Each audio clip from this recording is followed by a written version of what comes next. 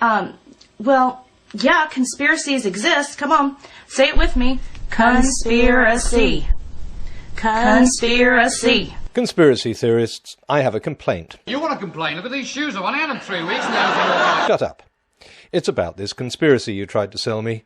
I had a salesman show up at the door 2 years ago with what seemed like an incredible story of fabricated evidence and dishonest scientists, and at first I have to admit I was taken in, especially by this. But then I did some checking. Now, your salesman told me that hiding the decline referred to a decline in global temperatures, but when I read the actual email from which this quote was lifted, it turned out that he was talking about proxies and a well-known phenomenon called the divergence problem. But a lot of people are so gullible they'll still believe anything your salesmen say, and they were so convinced by this sales pitch 2 years ago they still cling to the belief that the decline refers to global temperatures. Now that bloody salesman is back again, peddling the same thing. 5,000 emails, which filled 25,000 pages when I put them into plain text, of supposed fraud and conspiracy. OK, I admit that at first I was sucked in, just like last time. I read a couple of emails which talked about destroying documents before any Freedom of Information request is received, and I thought, they're at it again. Then I realised, of course, that these 5,000 emails aren't new. They're part of the same batch that was leaked in 2009. Look, we already knew they were keeping their data secret. I and many others criticised them for it, and since then they've released all the data. So it's kind of old news. Some of the emails aren't even new. I thought I recognised this one, and yes, it's exactly the same email that was released with the first batch in 2009. Oh, by the way, I fell for this one too. It turns out the figure being discussed isn't Mann's. So not only are these emails contemporaneous, some of them, I have no idea how many, are identical. Now, the problem I had with the salesman last time was that he was simply giving me quotes that looked sinister, but when you actually read them in the context of the emails, they turned out to be just part of a debate about the science. So I thought at least this time your salesman would have a different approach. You know, show the whole email. Explain what it's about and how it shows a conspiracy. But no. Here's a popular one, reprinted in the Daily Mail. The trick may be to decide on the main message and use that to guide what's included and what's left out. Ooh, sounds suspicious, right? But here's what Jonathan Overpeck said in context. He's talking about condensing a lot of information into a small amount of space. And that's why he says, the trick may be to decide on the main message and use that to guide what's included and what's left out. For the IPCC, we need to know what is relevant and useful for assessing recent and future climate change. Moreover, we have to have solid data, not inconclusive information. So that paints a very different picture. This quote, which was widely circulated, is not only not a complete email, it's not even a complete sentence. The first part has been chopped off. Ironic that you're trying to sell me a story about deceptive science by showing me a quote that itself is deceptive. And here's the whole thing in context. Now, a Financial Times columnist told us this email referred to the science of climate change being manipulated for political purposes. And that's what it would look like to me if all I had was this truncated sentence. But when we look at the whole quote, and then the whole email, it turns out Thorne wasn't talking about the science of climate change at all. He was talking about a draft report to be published at a meeting. He's voicing his concern that the draft might be manipulated for political purposes. By whom, we don't know, and we don't even know if his fears were well-founded. But the very fact that he's voicing them, and that Phil Jones seems to agree that this shouldn't happen, is completely contrary to the picture we're being sold of a conspiracy. So if conspiracy theorists want to convince me these researchers are colluding to dishonestly fix the numbers, why do these email quotes show them arguing about the validity of data or criticizing a figure they think is deceptive? And what you don't see until you read the emails is that there are far more cases where they're critiquing the work of researchers who don't accept the role of CO2 in global warming.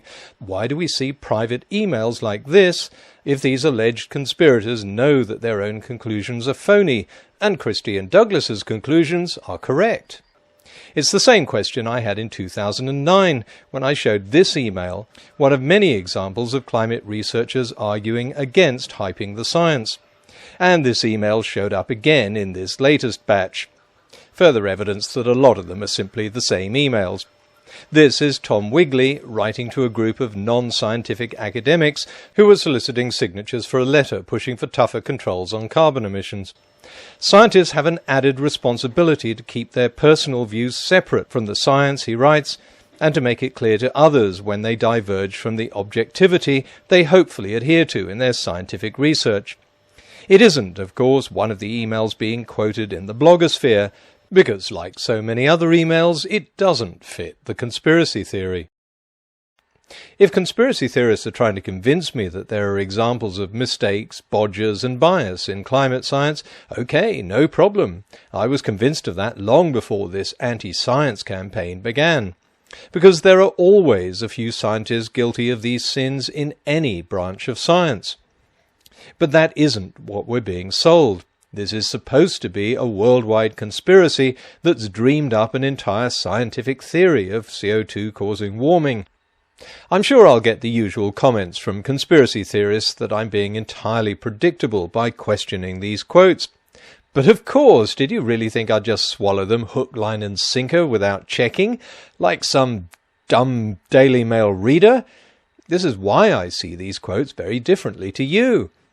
Conspiracy theorists will just look at the disembodied quotes and jump to the conclusion this confirms their conspiracy, while skeptics will take the time to check the context of the quotes and therefore end up with a much clearer picture of what they mean. All I can say to skeptics out there, and I mean people who really are skeptical, not those who simply swallow whatever they read on the internet without bothering to check it, if you want to find out what these disembodied quotes refer to, read the emails they came from. You'll read a surprisingly honest discussion, complete with arguments and certainties, as well as uncertainties.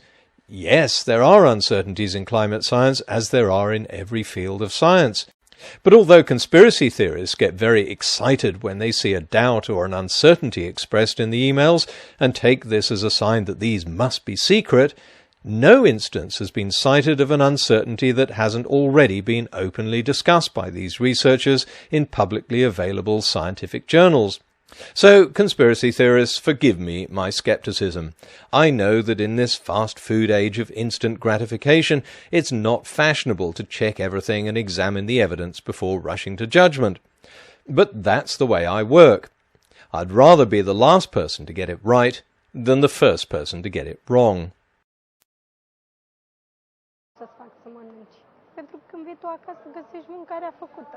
Păi și una e să le faci și le ții acolo să le mănânc reci, Nu una iubire e că să... le fac în intervalul ăla în care știu că vii tu acasă, că ceva gen ai intrat tu pe ușă, masa e deja pusă. Am înțeles. Da! Caută un hanoracul ăla albu.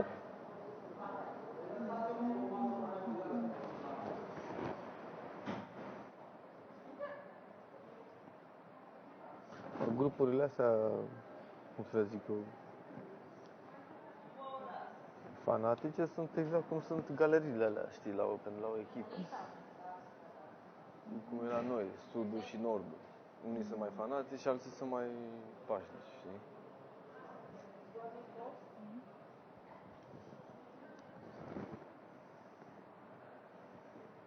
Bine, oamenii sunt liberi să placă pe cine vor, Da, corect.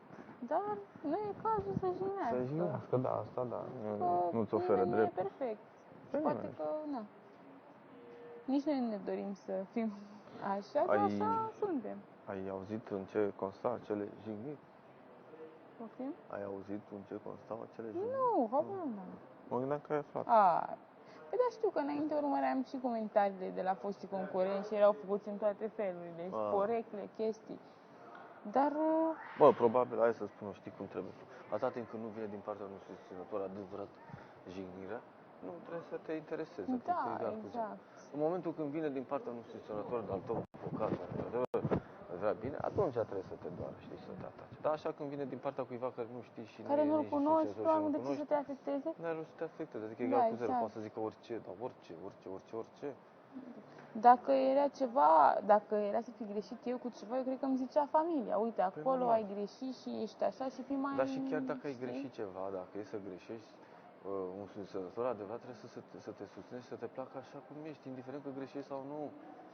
Că de-aia îl susții, Da. frate, de-aia îți place de el. Și când ai, cum să spun eu, când ai ales să-ți placă persoana asta, știi foarte bine că e om și că poate să mai Da. greșească. Și că nu e perfect și poate să fie așa, știi, ușă de biserică, nu? Adică în momentul când, nu știu, îți place cineva, frate, îl iei la pachet, știi? Și cu bune și cu rele. Și când greșește, și când face ceva bun. Din contră, îl place mai mult când greșește, știi? Când poți să-i dai, nu știu, un sfat bun, poți să-i dai o încurajare, știi? Atunci ești susținător adevărat. Când ești alături de el, la greu, nu? Și nu-l critici, îl ajuți, îl susții, îl iei așa cum e.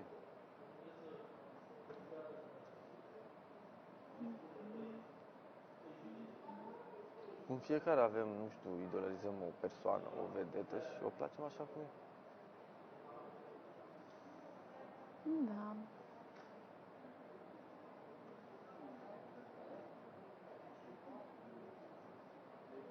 Te-am trezit așa cu un pup, ai văzut? Poftim? Te-am trezit cu pup. Te-ai speriat? Dormeai? Am auzit când ați venit pe ușă că ați făcut puțină gălăgie. Ah. Mă gândeam că... Și când m-ai văzut pe mine, ce ai zis? Ah, Nu te-am văzut, am știut că ești tu. bine că n-ai zgâriat.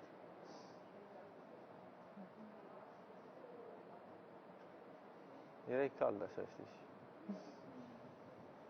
îmi plac persoanele calde. Da.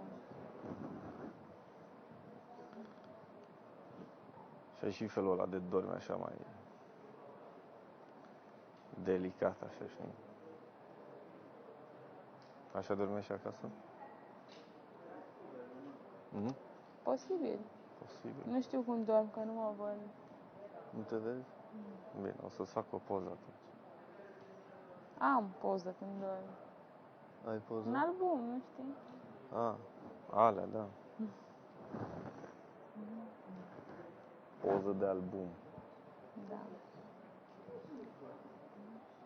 Ce bine te prinde și bluza asta. Și cu părul strâns, vezi?